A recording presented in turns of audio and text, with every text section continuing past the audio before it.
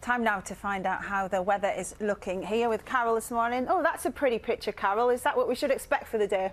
For most of us, yes, Steph. And actually, no, this is Tenby. It is a beautiful picture. It's going to be fairly cloudy today. Some of us seeing some showers, some of us seeing some rain. As we go through the week, though, it will be largely dry. Now, there will be some sunshine. That's pretty much the forecast for today as well. And the warmest day of the week looks like being Wednesday. What's happening is high pressure is dominating the weather in northern Europe. We're still dragging in some easterlies around it, so it still is going to feel cold. And we're still dragging in all this cloud that many of us had at the weekend too. It's producing some rain across some southern areas this morning, showers across northeast England and southeast Scotland. The brightest skies, first thing, will be across northwest Scotland. That's where we've had clear skies overnight. It's also where temperatures have fallen to -3 in parts of the Highlands, so there is some frost around. But you can see a lot of cloud too across Northern Ireland, a lot of cloud across most of northern England. As we come down towards the Midlands, we're also looking at a cloudy scenario. Then we run into this area of rain around the London area, heading over towards the west, round towards Gloucestershire. So areas like the M4, the M40, expect a lot of surface water and spray on the roads, and still fairly cloudy as we push down into the southwest. It's areas in the shelter of the hills in the west that are likely to see the sunniest conditions today.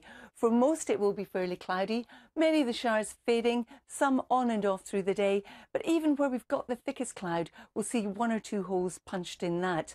Now, temperatures today, no great shakes, 6 to about 8 Celsius, but tempered by the wind, particularly close to the North Sea coastline. As we head on through the evening and overnight, most of the showers will fade. We'll hang on to a few in the east, and there still will be a lot of cloud. But where there are holes from the daytime in that cloud across parts of England and Wales, and again across northwest Scotland, it will be cold enough for a touch of frost, and we'll also see some patchy fog forming. So we head off into tomorrow on a fairly cloudy note. However, tomorrow there's greater potential for the cloud to break up, particularly for Wales, the Midlands and southern England. Again, northern Scotland favoured as well for some sunshine. So a brighter day. And the other thing is, with lighter winds, it will feel much better than it's going to today. The temperature's higher as well, looking at 7 to 13.